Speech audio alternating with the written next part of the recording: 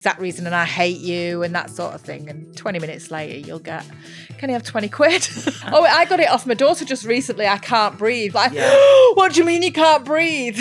Yeah, she had a blocked nose. Reading a text like that basically your dad had bummed your mum before. What the fuck?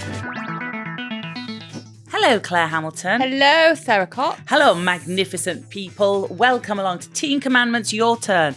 This is the show where we try to untangle the often quite discombobulating brains of our teenagers.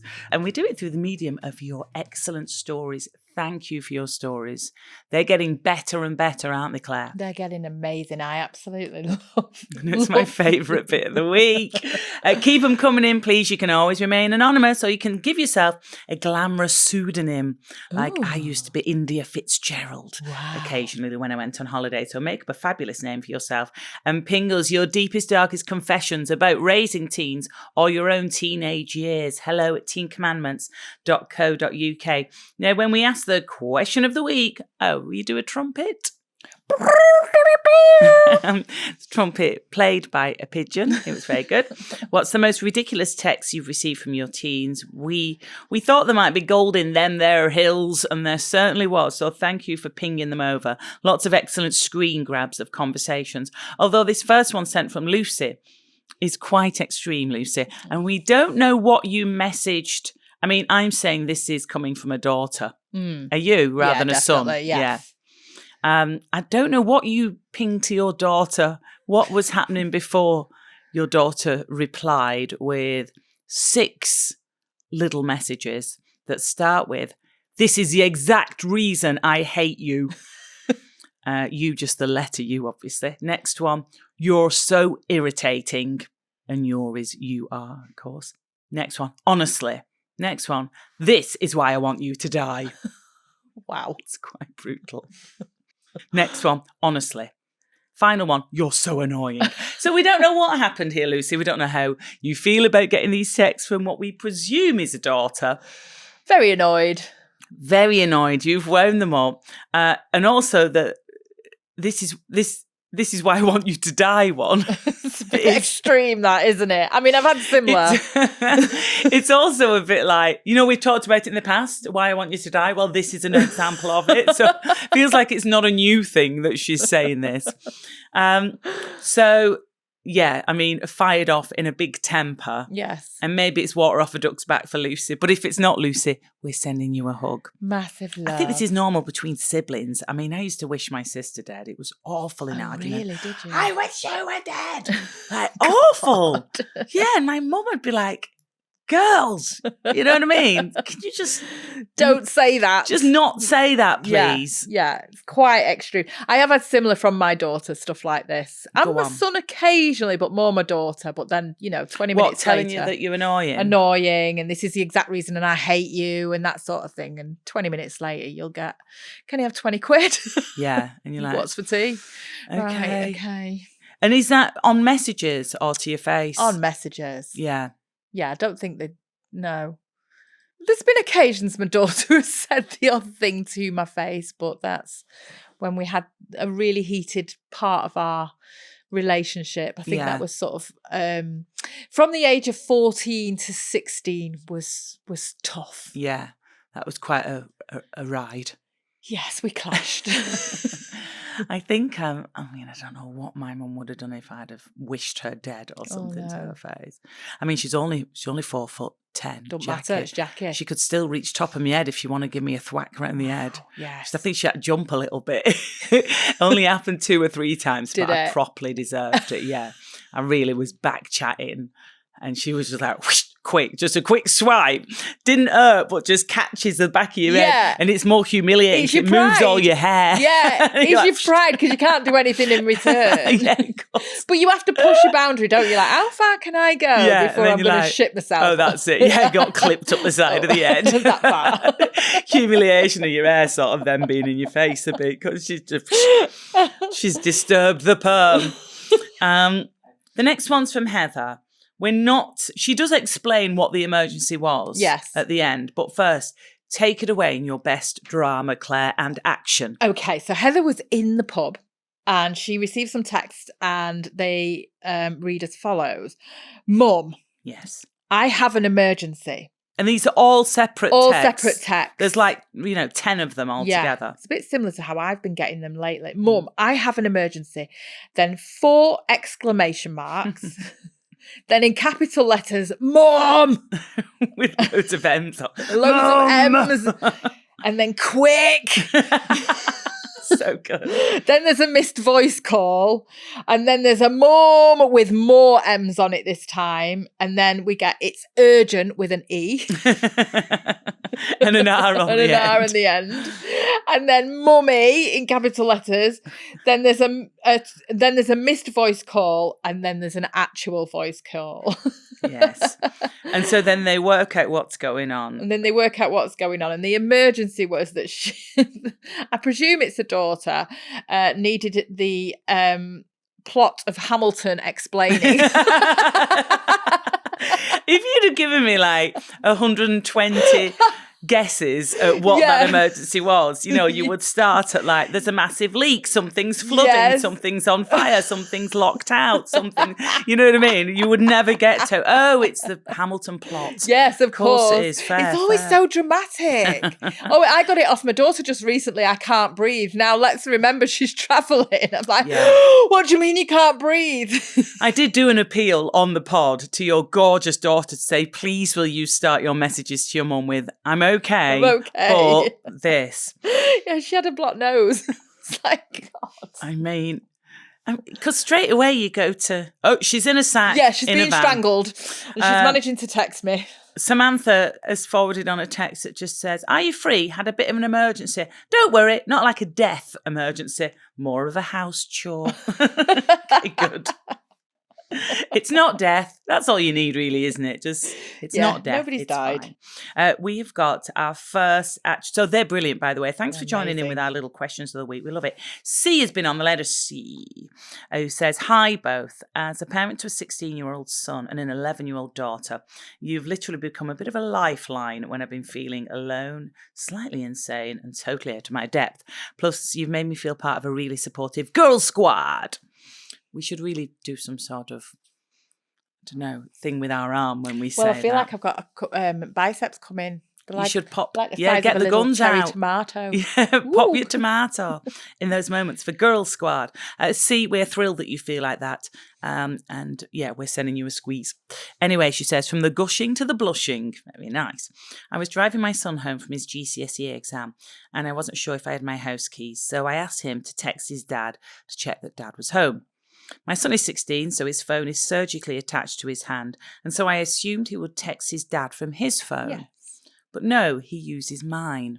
This would not have been an issue if my last message to his dad hadn't been a cheeky text informing my husband that my arse was killing from his battered sausage being up it the night before. Oh my God. And then she adds on a sort of little monkey covering its face emoji. I want to be clear, she says, my ass was not killing. I was simply wanting to give my husband a little tingle and make him remember the night before. I mean, this is bold, isn't it? Also, is this on a weekday? I mean, she's some woman, isn't she? Was it not a special occasion? Was it a birthday weekend? Was it Christmas? I mean, this better not be on a casual Tuesday or you're putting us all to shame. My son informs me that he's seen our texts. Oh my God. And also that we're such millennials as we're not even very good at it. Brackets meaning sexting. Oh, right. Right. But I like the way C originally on her original letter had written sexing. But I think she means sexting. Sexting. I tried to keep a straight face. Also, great to be called a millennial. Yes. Yeah. Isn't it? I dream of being called a millennial. Yeah. I tried to keep a straight face and I explained to him that a loving relationship does include a sex life. And she says, my son loved how much I was squirming in this moment. I mean, I don't know if she's coped with any of this. Basically, this is a great relationship she's got with her son. Because my son would be mortified and not speak to me. Reading a text like that basically your dad had bummed your mum the night before. What the fuck? And that you're rubbish at sexting to pull you up on I that love that bit. that's just his conclusion. He's an excellent young man. You're right. They've got an amazing relationship. Yeah. I think my son would leave the country, or I would. One of us would have to. We just couldn't bet. You'd turn up at my front door in Manchester like, what's going on? This is my new life now. So anyway, sorry, back to C's letter. Then 40 minutes later, when I was ferrying His Highness back out again, he was going meeting friends, he dropped into conversation that he doesn't see the appeal in it himself, meaning anal sex, and asked if we did it because I was suffering from constipation. I love this guy. Don't let that rumour get out that it can cure constipation. Men will be using that nationwide, won't they? You're a bit bunged up, love. I can help. Oh, really? I had no words, and now I'm at his mercy, said C. And she did add on, hope you've enjoyed my story as much as I enjoyed the night before. I just had to meme all that bit 'cause it was a bit rude. Good for you, C. You're some woman. Honestly, putting the rest of us wife is to shame. She says, love you girls, keep up the amazing work. We love you, C, please. I mean, if that's your starter story, we need more from you, please. Hello at teencommandments.co.uk. Okay, I have got one from Emma. Hi girls. When my twin boys were 15, one of their female friends decided she was destined for entrepreneurship. Her business venture of choice, buying an ear piercing gun on Temu and setting up a little pop-up clinic at school. Oh my God. Wow. Now, someone in this tale does deserve a small round of applause. One hygienically minded customer who thoughtfully brought in a bottle of vodka to sterilise the gun between piercings. Good, wow. Excellent work. Okay. Yes, points for effort, truly. The applause stops there, however, as all involved were promptly marched to A&E by very unamused parents for Hep B vaccines. Yes. Oh my God. Safe to say the school was equally unimpressed. Wow. I mean, good for her for trying. I mean, it's brilliant. It is brilliant. Do Temu sell ear piercing guns? I mean, this is dangerous. Clearly they do.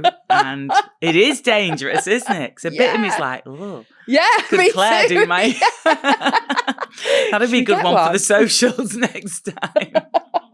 I mean, I did do my friend's ear when I was a teen with a frozen sausage and a needle. This is a step up. Yeah, but at least she wasn't taking in pork products. She was taking in an actual gun. Also, just brilliantly put about her setting up a little pop-up clinic at school. I mean, where was it? It's fantastic. In the toilets. It's got to have been, do you reckon it's in the loo? Come on. Come and get your ears pierced and have a swig of vodka while you're at it. Emma, beautifully told. Thank you very much. Let's see. Ju's been on, says, I was at secondary school in the 80s and remember the utter horror of having a shower after doing PE whilst being watched by the teacher, which was beyond bloody weird. And as others have mentioned, there was no doors or even curtains. I mean, we got a huge response when we talked about this, didn't we? Yeah. It kind of like it was a bit of stirred up a lot of memories. Horrible memories. Triggered quite a few people like, oh my God, yeah, that did happen. And also just made us all, I mean, we kind of questioned it back then. Like we knew it was weird. Yeah. But when you look back on it now, with modern eyes, you kind of think that was horrific. And why did nobody's parents ever say anything? Because I guess they'd been through the same. So they're like, it's just what happens. I might ask my mum what she makes of that now. Yeah, what about you having to go through that? They knew that we did it because we try and get out of it. Yeah, because you had to have your towel for PE and everything and get it all in place. Yeah, because they were like, she can't have a period again and get out of having showers or whatever. I mean, they must have had it. They must have had showers when they were at school, do you reckon? Yeah, maybe. It's interesting. I mean, nobody really questioned it. It's so weird. And they don't talk about it now. I don't talk about this stuff with my mum. Like, Mum, this was bad. You know, I never bring things up like that because it's almost like I'm having a bit of a go, but I'm not. I just, I wouldn't our mums be. were just too busy. It was the 80s. They had perms to maintain. Yeah. I think my mum would be too busy now. I think she'd be like, do you want sugar in your coffee or what? If I tried to ask like, well, it'd be fine. Ju continues. Possibly even worse than the whole shower debacle was when apparently there was too much toilet paper being used at our school. So the year 11 prefects stood in the doorway of the toilet and handed out 2 squares of my toilet God. paper per girl. Wow. And you had to give a reason if you needed more than the offered 2 pieces of that vile, slippy tracing paper type loo roll. Wow. So you'd have to be like, I need a shit. yeah. I've got a runny poo. You would, wouldn't you? Yeah. You'd have to say, I've got, yeah. How humiliating. She I mean, said, the fact that you had to use that stuff anyway was humiliating. It was awful. it was It's dangerous. It was not remotely absorbent, was No. it? So it just moved everything around And it the was area. really sharp. If you scrunched it up and not folded it. Yeah, it's a weapon. So mortifying for all around, she says. I'm sure I wasn't the only girl who would not drink all day in the hope that I could make it home before needing a wee. Wow. That is a thing. I had to make it clear to the kids. I found out that, they didn't want to go to the loo at school. They were just holding it all the time because it was seen as being like a bit grim or embarrassing to go to the loo. Which is dangerous, to do whatever. isn't it? Yeah, it's bad for you. So I was like, you've got to go and use the loos. Yeah. That's when they were much smaller. She says it was a very strict church school and there was no way on earth you'd be allowed to go to the toilet in anything but break time. So it's not like you could sneak in This there. was the thing. We should talk about this more because this is... do you remember you'd go, it's kind of go to the toilet? No. Yeah. You wouldn't be allowed. Well, also they'd go, I don't know, can you? May I go to the toilet? Do you remember that? Yeah. Yeah, look, I'm sure from teachers' point of view, they know that some kids are taking the piss and trying to, go to the loo to the toilet to mess around. So I'm sure if you work in like a busy, huge, comprehensive, with some kids who are quite a handful, and they're just going out there and they're going out and their mates are out there and they're just knobbing about. They've seen the mate walking past, just like, gonna go toilet. See, exactly. You just dumped yourself in. That was your technique. But so we get it. I guess it must be hard.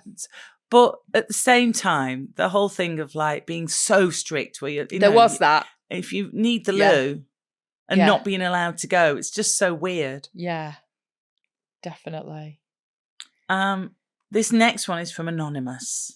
Okay, so Anonymous says, please keep me anonymous, but the episode about dads being shite has really resonated with me. Here we go. I am freshly divorced January this year. Congratulations. We were married for 21 years. Wow. We struggled with fertility for years. We tried 3 rounds of IVF. Gosh, that's tough. After a lot of persuading, he eventually came round to the idea of adoption in 2015, and we adopted our gorgeous daughter, aged 3 at the time. Cute. How lovely. She is my absolute world. I have been the main breadwinner throughout the majority of our marriage, but it still fell to me to do everything in capital letters for our girl, as well as running the entire home, cooking, cleaning, etc., whilst holding down a good job. So a 3-year-old in when? 2015. Okay, so she's like 14 now. Yes. Okay, cute. Okay, so mum's doing everything. Mum's doing everything and holding down a good job. It's a common story, this, isn't it? One of my friends is going through this now. Anyway, we separated for a while, but I knew it was definitely over when he said he was taking our daughter and her friend camping for the weekend. I was so elated to start with. Cut to him dropping the girls back with me after one night of camping, as it was, in inverted commas, too much. Right. God. He is now very much a fair weather dad, no boundaries when she is with him, and I am left with giving all the emotional support. It's all a bit scary, but dads need to step up and be more Ben. Isn't that lovely? I love that. Don't bloody tell him. I was just going to say, you do. let him listen to this little bit. No, it's nice, isn't it? It's lovely. And That's it's really true. Lovely. It's very true. He is worthy of that comment. He really is. Landed on my feet with Ben and with his dad's skills. He's just absolutely brilliant, thank God. Incredible. And I'm really, and I get that I'm really lucky because I've had the other side of it as well in the past where, it's tricky when dads don't step up. Yeah. Especially as kids get to be teenagers or, beyond the cutie lollipops and rainbows stage. Yeah. And they get to have their own thoughts. And back chat and opinions. And suddenly, I think it's quite common that some dads can sort of back off then, not really know how to handle it, not be that engaged. I think especially if they've got, if they've had other marriages, got other, Yes. they've moved on and had other children. Yes. But it's interesting because I've seen this happen as well with friends where, they then focus on their new kids. And then when their Yes. new kids start to get older, they start to lose interest. Again. It's like a repeating pattern. Yeah, it is. I also think, as well as that, when people get freshly divorced, and I've seen this a few times, dads initially step up for the sake of all of the proceedings, court proceedings, everything there. I'm going 50-50 and I'm doing everything without realizing that they're not actually that capable. Yeah. Or they're not going to maintain it. They're not going to maintain it. They're doing it because they're proving a point. Yeah. And it's a bit of a fuck you. I can prove that I'm an amazing dad. But it soon wears thin. They don't keep it up. It does. It's more of a kind of trying to prove something, I guess. Trying to prove to maybe the system or the courts or whatever, and the legal side of things, but maybe trying to, I don't know, maintenance wise and that sort of thing. It can keep that. Oh down, yeah, we've seen that. I've seen that in friends where as they don't have to pay or contribute. I mean, we've got to take this point as well, because we do get some dads listening. We get some amazing dads. We don't want some dads listening now being like, hang on a minute, excuse me. Yeah. So, feel free if you've been on the other side of this, where you've been, where you're a dad and, you've been doing the majority of the parenting, 100%. Either within a marriage or a relationship, and then once the relationship's ended, do let us know. That'd be a really interesting take. But from our own personal experience, it's always the woman who seems to be responsible for everything, and the man kind of can just float in and out for the glamorous bits. I mean, I kind of had that with my own parenting, with my own mum and dad. Right, okay. I was a right pain in the arse with my mum, but that's because she did everything for me. She was there for me all the time. Yes. She made me eat all my vegetables, do my own work. Yeah. She made me, She's not the fun parent. She wasn't the fun one. Dad was the fun one, because he Yes. was up at the farm where my little pony was, and I'd go up there and it was all, sunshine and lollipops and fun. Yeah. And then get back home to mum, who's just a massive nag, because my room's a mess. Yeah, no, you've got to have an early night and at school in the morning, do your own work. Yeah, but actually she did everything for me. So you can see why, you kind of get why some men find it quite tempting to just try and be maybe the fun parent, But it's much better to, if you're lucky enough, to share the parenting with someone fabulous. Like Ben, I'm going to stop now before he hears about this. Kate says, it's Kate again. So this follows on from the story. Remember when she was much younger with the man who's now her husband and father of her kids, when they were courting, and they'd watch a DVD with his mum, and then his mum would snooze off and they'd fast forward the DVD to the very end, and then wake her up and go, film's finished, you go into bed, and she'd finish her wine and head off to bed, and then they'd get fruity and indulge in some nookie. Love that word. So Kate, hello again. Thank you for that story. And she says, this is following on about how years later my mother-in-law got her own back on us after one weekend when we decided to let the kids have a night to themselves. Daughter's 16, son 17. When we returned from our night away the next day, the house was very clean. Like, very, very clean. Wow, okay. Like weirdly clean. Right. Even the heated area that literally is up all the time had been put away. Oh. My husband and I jokingly proclaimed, "Have you had a party?" "No," they said very sweetly. Our daughter cooked us tea, which is actually not that unusual, and we sat in our very, very clean kitchen chatting. I then went to the bin and I found some red plastic cups in there. "Are you sure you didn't have a party?" She said no. She managed to come up with an excuse for the red cups. Then my phone pinged with a message from my neighbour. "I hope there's no sore heads today." Yesterday sounded like they were having a great time. I mean, what a massive snitch. That neighbour's like, that is snitching on purpose, that, isn't it? Kate's back. I'm just going to see if she knew. I roared with laughter and said, "Well, if you're going to have a party, you need to make sure the nosy neighbour's in on it, or you're going to get busted." Quite right. They were both slightly disarmed, but then proceeded to tell us what they'd done. And it turns out that Gran, so the mother-in-law, right, had given them a load of great tips on how to host a party. One of them was invite people late on in the day so you have no party crashers. Oh, that's and a it good worked. one. That's actually quite good. Isn't it? Yeah. It was so impressive that we let them off saying, if the house is this clean after you have a party, you can have more. Yeah. The only downside was about 2 hours later when my husband discovered there was a giant bottom-shaped crack through the induction hob. Oh. Spendy. Oh, that's annoying. spendy. They're posh, them, aren't they? She says, no wonder daughter cooked tea. It was like, Yeah, daughter's like, if I just cook forever, they'll never know. If I just cook till I leave home, it'll all be fine. When we told our mates about it, they said, oh, they were thinking they got away with it, only to find someone had had a shag on the hob. Oh, God. Is that what happened? I will, without a doubt, miss the fun of having teens in the house. And thanks again for a cracking podcast, bros. It's quite hard to say that. Bros. We love your stories, Kate. Thank you very much. If you'd like to share your tales, you can remain. Your face is so funny. Because you did that, and I'm like, I don't know what she's doing. I was just copying your face. Also, I don't know how you did it, but just one tooth came out the top, a bit like Nanny McPhee.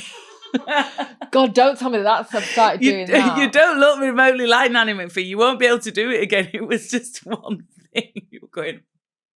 I mean, don't get me going on my goofy teeth.